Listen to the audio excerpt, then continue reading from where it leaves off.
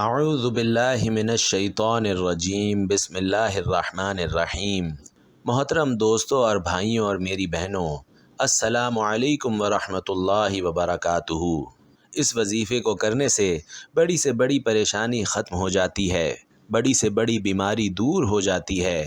دوستو، یہ ایسا وظیفہ ہے جس نے بھی کیا وہ نا امید نہیں ہوا۔ سورۃ الکوثر کا یہ وظیفہ کرنے کے بعد انشاءاللہ آپ کی تمام حاجات پوری ہوں گی۔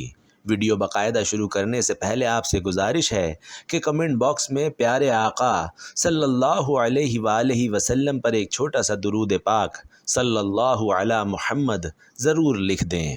ناظرین، سورۃ الکوثر قرآن پاک کے 30ویں پارے میں موجود ہے اور یہ قرآن پاک کی 108ویں سورہ مبارکہ ہے۔ یہ سورہ مبارکہ قرآن پاک کی سب سے چھوٹی سورہ مبارکہ بھی کہلاتی ہے۔ اس سورہ مبارکہ کو سورہ کوثر اس لیے بھی کہا جاتا ہے کیونکہ سورہ مبارکہ میں نبی کریم صلی اللہ علیہ وآلہ وسلم کو کوثر کی بشارت ہوئی تھی، اور اس آیت مبارکہ میں نبی کریم صلی اللہ علیہ وآلہ وسلم کو عظیم تحفہ دینے پر اللہ نے نبی علیہ الصلاۃ والسلام کو قربانی دینے اور نماز قائم کرنے کا حکم بھی دیا۔ بزرگان دین نے سورۃ الکوثر کے بہت سارے فوائد اور اس کی بہت زیادہ فضیلت بیان کی ہے۔ رزق کے مسائل، تنگ دستی، پریشانی، بیماری، قرض کی تنگی سے نجات، ان سب چیزوں سے نکلنے کے لیے سورۃ الکوثر بہت زیادہ مفید جانی جاتی ہے۔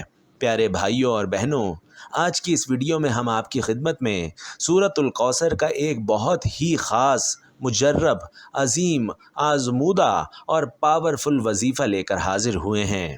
میں یہ سمجھتا ہوں کہ یہ سورہ کوثر کا وظیفہ بہت ہی زیادہ خاص ہے۔ اس وظیفے کو آپ کسی بھی حاجت کے لیے کر سکتے ہیں۔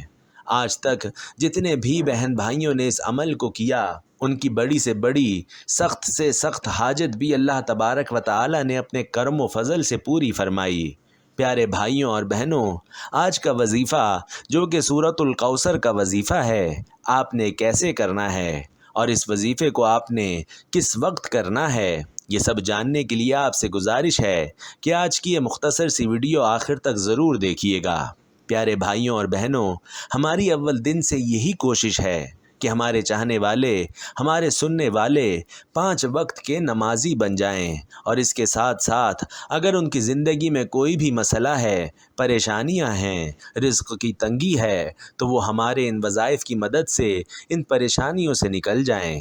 اور اس کے ساتھ ہم آپ کو 5 وقت نماز پڑھنے کی تلقین بھی کرتے ہیں، کیونکہ کوئی بھی وظیفہ ہو، کوئی بھی عمل ہو، اس وقت تک پورا نہیں ہو سکتا جب تک آپ 5 وقت کی نماز پابندی سے ادا نہ کرتے ہوں۔ اسے آپ سچے دل کے ساتھ کریں اور پھر دیکھیں، انشاءاللہ اللہ تبارک و تعالی آپ کی ضرور سنے گا۔ پیارے ناظرین، اللہ تبارک و تعالی کو اپنے بندوں سے بہت زیادہ پیار ہے، اس لیے اللہ تبارک و تعالی قرآن پاک میں ارشاد فرماتا ہے کہ جب میرے بندے میرے بارے میں پوچھیں تو ان سے کہہ دیجئے کہ میں ان کے بہت زیادہ قریب ہوں۔ اس کے ساتھ ارشاد فرمایا کہ تم مجھ سے دعائیں مانگو، میں تمہاری دعاؤں کو قبول کرنے والا ہوں۔ لیکن ناظرین، بہت افسوس سے کہنا پڑ رہا ہے کہ آج کے اس معاشرے میں ہمیں اللہ سے مانگنے کا وقت نہیں ہے۔ آج کل ہر بندہ یہی کہتا ہے کہ اس کے پاس وقت نہیں ہے، لیکن وہ پھر بھی پریشان حال رہتا ہے۔ پیارے بھائیوں اور بہنوں، اگر ہمیں اس دنیا میں رہنا ہے تو ہمیں زندگی گزارنے کے لیے کچھ نہ کچھ کرنا پڑتا ہے، لیکن اس کا یہ مطلب ہرگز نہیں کہ ہم اللہ اور اس کے پیارے نبی حضرت محمد صلی اللہ علیہ وسلم کو مکمل طور پر بھلا دیں۔ اور ہمارا دین اسلام اتنا پیارا مذہب ہے کہ یہ کبھی ایسا درس نہیں دیتا کہ آپ صرف اور صرف اللہ کی ہی عبادت کریں، بلکہ یہ درس دیتا ہے کہ آپ دنیا کے ساتھ ساتھ دین کو بھی کمائیں، اور جو بھی مانگنا ہو صرف اور صرف اللہ کی ذات سے مانگیں۔ اس لیے پیارے بھائیوں اور بہنوں، آج جو سورۃ الکوثر کا وظیفہ آپ کو بتانے لگا ہوں، آپ نے اس عمل کو سچے دل کے ساتھ کرنا ہے، اور وظیفے کو مکمل کرنے کے بعد آپ کو جیسے بتایا جائے گا اس طریقے سے آپ نے اللہ پاک کے حضور سچے دل کے ساتھ دعا مانگنی ہے۔ اپنا مسئلہ، اپنی حاجت، اپنی تنگ دستی، اپنی پریشانی اللہ کی بارگاہ میں پیش کرنی ہے، پھر دیکھیں کہ اللہ آپ کی کیسے سنتا ہے۔ پیارے بھائیوں اور بہنوں، وظیفے کی جانب چلنے سے پہلے آپ کو سورۃ الکوثر کے چند شان نزول بتا دیتا ہوں۔ عاص بن وائل جو کہ مشرکین کے سردار میں سے تھا، اس نے ایک مرتبہ مسجد سے نکلتے وقت نبی علیہ الصلاۃ والسلام سے ملاقات کی۔ وہ کافی دیر تک نبی کریم صلی اللہ علیہ وآلہ وسلم سے باتیں کرنے لگا، اور دور بیٹھا قریش کا ایک گروہ یہ سب ماجرا دیکھ رہا تھا۔ قریش کے گروہ نے عاص بن وائل سے پوچھا کہ تو نبی کریم سے کیا باتیں کر رہا تھا؟ تو عاص بن وائل نے جواب دیا کہ میں نعوذ باللہ اس ابتر شخص سے باتیں کر رہا تھا۔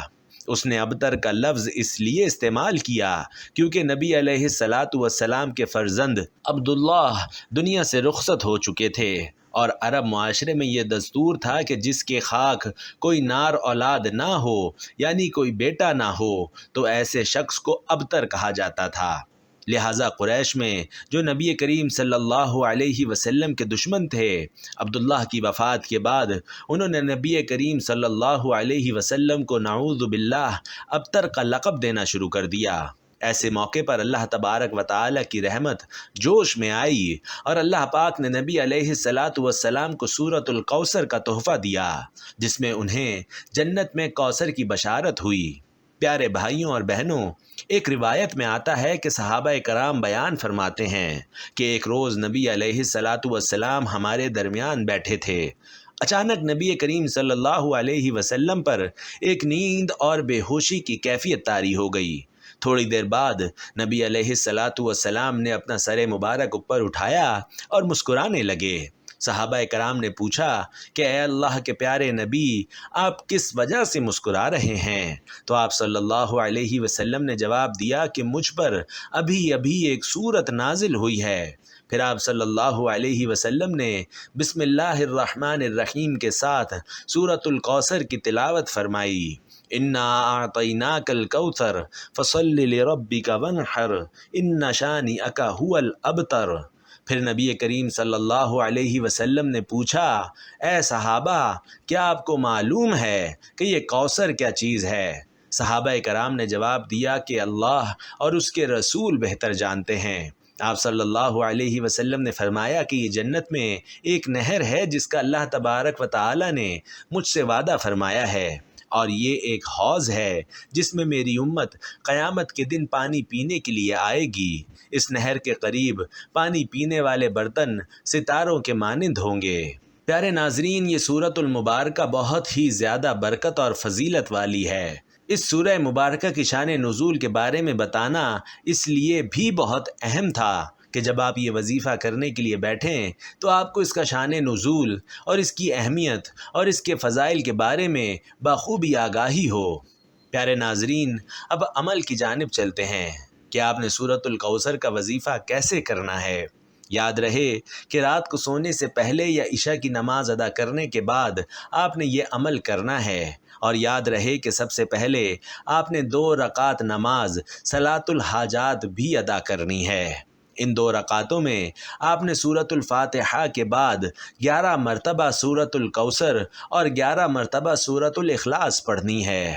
اس نماز کو مکمل کرنے کے بعد آپ اپنی جگہ پر بیٹھے رہیے، یعنی جائے نماز پر بیٹھے بیٹھے 129 مرتبہ آپ نے سورۃ الکوثر کی تلاوت کرنی ہے۔ بسم اللہ الرحمن الرحیم 129 مرتبہ سورۃ الکوثر پڑھنے کے بعد آپ نے اپنی آنکھیں بند کر لینی ہے۔ آنکھیں بند کر کے آپ نے اللہ تبارک و تعالی کی کچھ دیر تک حمد و ثنا بیان کرنی ہے، اللہ تبارک و تعالی کی بڑائی بیان کرنی ہے، اور یہ اپنے آپ کو باور کروانا ہے کہ اللہ کی ذات کتنی زیادہ عظیم ہے۔ اس کی بارگاہ میں ندامت کے چند آنسو بھی لازمی بہانے ہیں۔ اگر آپ کو رونا نہیں آ رہا تو کم از کم رونے والا منہ لازمی بنا لیں، لیکن آپ جو بھی عمل کریں وہ سچے دل کے ساتھ کریں۔ آپ کی پوری کوشش ہونی چاہیے کہ اللہ آپ سے راضی ہو جائے۔ پیارے ناظرین، یقین جانیے کہ جب اللہ کی ذات بندے سے راضی ہو جاتی ہے تو پھر دنیا کی کوئی بھی طاقت اس بندے کا کچھ نہیں بگاڑ سکتی۔ لہٰذا ہمیشہ اللہ سے مانگنے کا اپنا یقین بنا لیں۔ اللہ تبارک و تعالی بھی آپ کو کبھی کسی کا محتاج نہیں کرے گا۔ انشاءاللہ اس عمل کی برکت سے آپ کی جو بھی جائز حاجت ہوگی وہ اللہ تبارک و تعالی اپنے فضل و کرم سے پورا فرما دے گا۔ دعا ہے کہ اللہ پاک میرا سنانا اور آپ کا سننا اپنی بارگاہ میں قبول و منظور فرمائے۔ آمین ثم آمین۔